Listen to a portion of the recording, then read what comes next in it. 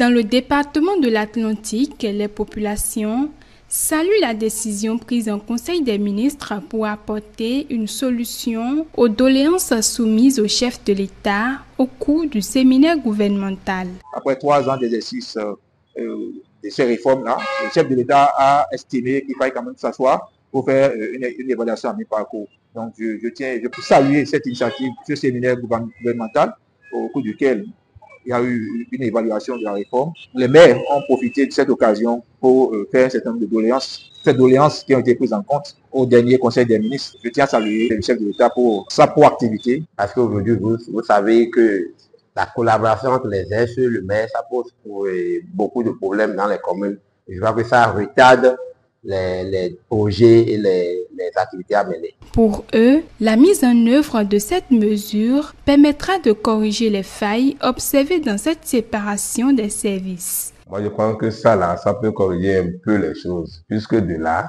les secrétaires exécutifs sauront que les maires sont désormais leurs patrons, au lieu de les prendre comme des subalternes. Déjà que le secrétaire exécutif se trouve sous l'autorité du maire, ça va changer beaucoup de choses. C'est-à-dire tel que la bonne marche des affaires courantes dans la commune, parfois les SE bloquent les choses sous prétexte qu'il y a des procédures, il y a des démarches à respecter. C'est ça qui oppose souvent les maires au SE dans la commune. Je crois que comme le Conseil de ville l'a souligné, il y a aussi les procédures au niveau des marchés publics qui seront réorganisées. Tout ça, c'est pour le bon fonctionnement des communes. Je crois que pour le moment, comme les SE, les maires ont émis leur demande que le chef de l'État a vu juste, je crois que nous allons encore expérimenter cette procédure-là pour voir encore ce que ça va donner, parce qu'aucune œuvre humaine n'est parfaite et nous allons les jours à venir tirer les conclusions nécessaires. Des autorités de quelques municipalités du département de l'Atlantique saluent l'instantanéité du gouvernement dans la prise de décision au lendemain de ce séminaire. Le gouvernement pourrait donc se réunir pour prendre des décisions, mais avec l'approche participative qui a été celle, n'est-ce pas, du chef du gouvernement, tous les acteurs ont été invités, ont été écoutés et il y a eu un échange franc et libre. Chacun a pu dire ce qu'il pense et je pense que c'est à louer et je ne peux que remercier le chef de l'État. Et vous avez constaté que ce qui incarne ce gouvernement, c'est le pragmatisme, c'est pas du populisme. Vous avez dit qu'au lendemain, n'est-ce pas, de ce séminaire gouvernemental, les décisions ont commencé en même temps au Conseil des ministres qui a suivi. Et je crois que c'est l'efficacité, c'est ça la marque des grands hommes. Je remercie le chef de l'État qui est toujours à l'écoute de sa population. C'est parce qu'il est préoccupé par les conditions de vie de la population qu'il se demande, mais est-ce que ces réformes-là, est-ce que ça n'est pas voulu? Si oui, bon, ben continuons. Sinon, qu'est-ce qu'il faut faire pour revoir la situation, pour rendre les décisions pertinentes? Et donc, merci au chef de l'État, à tout son gouvernement. Un chef de l'État qui joint l'action, qui l'acte à l'action. Vous voyez, nous avons parlé le 13, et en même temps, le mercredi qui a suivi, c'est passé en Conseil des ministres avec des propositions de solutions. Le chef de l'État, une fois encore, vient de nous prouver qu'il est à notre écoute, qu'il aime ce pays, qu'il aime le développement. Nous lui disons un sincère merci. Nous remercions le chef de l'État, nous remercions tout son gouvernement et tous ceux qui ont contribué à ce que les doléances soient rapidement prises en compte et qu'une solution soit vite trouvée.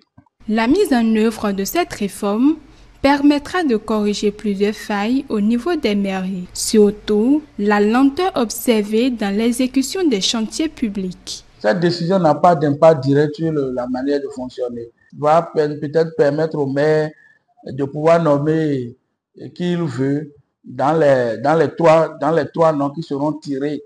Et ça n'a rien à voir. C'est vrai que la réforme a déjà décliné clairement le type de collaboration par secteur ou bien par domaine qu'il pourrait avoir entre le secrétaire exécutif et le maire. C'est vrai que nous sommes que au début, on est à l'entroit de la réforme, eh bien, les difficultés subsistent. Mais je crois qu'avec la cellule de contrôle et de gestion des communes, avec l'autorité de tutelle, les ajustements se font et les problèmes se règlent. Je crois que c'est une réforme que tous les acteurs, dans leur quasi-totalité, les maires, ont donc loué parce que, il faut le dire, ça évite désormais que les maires soient traînés devant les tribunaux après leur gestion.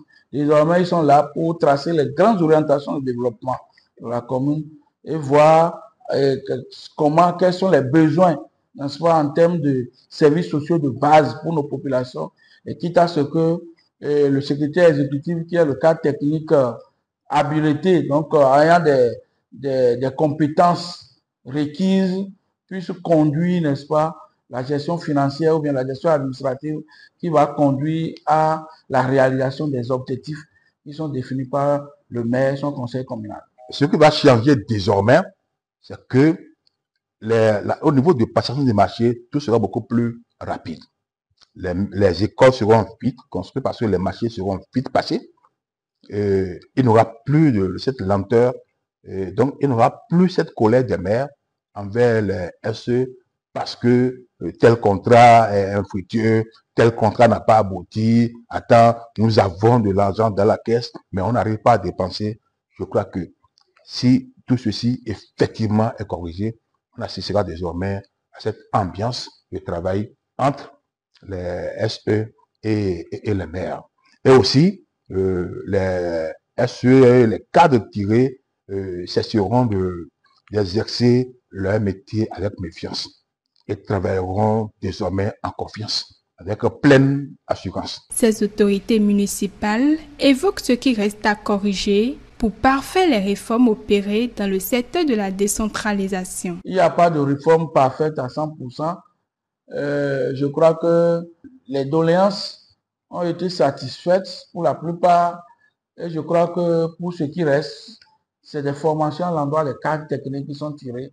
Et je crois que la cellule avec le céphale s'attelle pour que les cadres techniques en dehors des SE, les cadres au niveau des directions techniques de la mairie puissent être aussi formés, puissent s'imprégner, n'est-ce pas, de la gestion des communes de façon dans leur ensemble, pour que la plupart aussi, sont des cadres qui n'ont pas eu à travailler dans les communes, qui ne connaissent pas les réalités des communes. Je crois que chemin faisant, ça prend, mais le renforcement des capacités, de leurs capacités par la cellule, aidée bien sûr par le bras technique et le céphale, pourra donc conduire à avoir des cadres qui sont beaucoup plus capacités pour la gestion des communes. C'est une très grande question. Hein. Je dirais ce qui reste à corriger, c'est peut-être le fonctionnement de chaque organe. Et nous avons des commissions permanentes. Ces commissions-là doivent pouvoir bien travailler de manière à ce que nous ayons des décisions efficaces. Je voudrais également au niveau du suivi, parce que effectivement les SE ont la responsabilité de suivre de manière spécifique tout ce qui est la mise en place des programmes, etc. Mais il faudrait aussi que nous, acteurs, nous qui sommes du côté, je dirais, volet politique, nous puissions également suivre ce qui est en train d'être fait.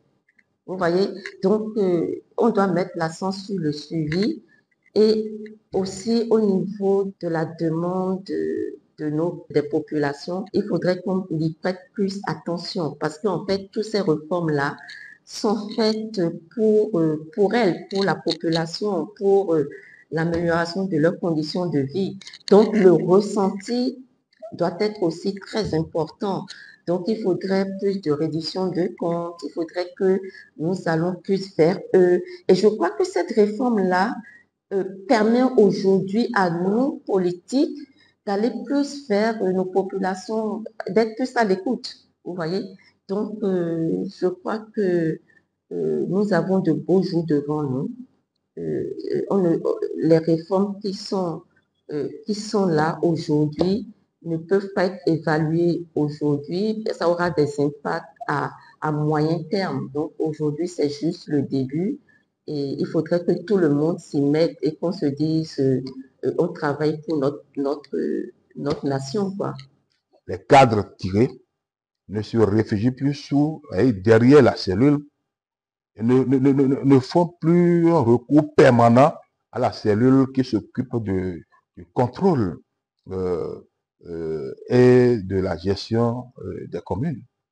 Il faut qu'ils fassent clairement et librement leur travail, avec une conscience professionnelle qu'il faut, et que cela ne soit plus sous l'effet de la méfiance, que la peur soit de côté, qu'ils respectent les tests et qu'ils évoluent ceci pour le développement de nos communes. Le mode de désignation des SE n'est pas la seule doléance évoquée lors de ce séminaire.